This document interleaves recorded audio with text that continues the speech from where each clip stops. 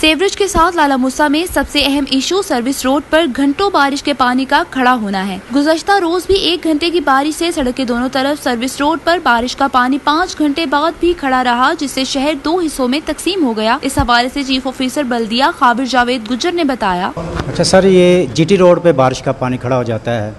تو یہ NHA کی جگہ ہے، تو اس حوالے سے آپ نے کوئی لاہ عمل تیار کیا ہے کہ NHA کو بھی ان کے حکام سے رابطہ کیا جائے، کیونکہ نالے کی صفائی نہیں ہوتی تو وہ بند ہونے کی وجہ سے پانی کھڑا ہو جاتا ہے ہلکی بارش میں بھی۔ دیکھیے بات یہ ہے کہ جو NHA کی پراپرٹی ہے، NHA ادھر سے اپنی تمام فیسز وغیرہ اڈا جات کے ٹھیکہ جات تمام کلیکشن وہ NHA کر رہا ہے۔ NHA کے نالا جات ہیں، NHA کی پراپرٹی ہے، اس کی بیسیکلی ہم نے انہیں لیٹر لکھ دیا ہے، جو انشاءاللہ ہمارے ایڈمنسٹریٹر صاحب نے ان کے NHA کے چیئرمین کو، NHA کے جو ڈائریکٹر صاحبان ہیں ان کو وہ لیٹر لکھ کر ہم نے بھجوا دیا ہے کہ آپ اس نالا کی جات کی صفائی کریں۔ باقی ایک بات آپ کو بتانا چاہتا ہوں کہ جب یہ انہوں نے نالے بنائے تھے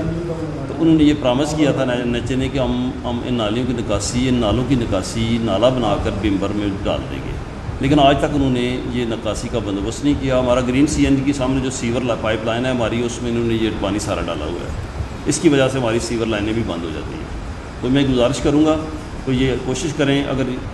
ان سے بار بار ریکویسٹ کر رہے ہیں، ریٹرن بھی دے رہے ہیں کہ یہ آپ اپنا اس کا کوئی متبادل بندوبست کریں تاکہ شہر میں پانی کا مسئلہ ہو سکے۔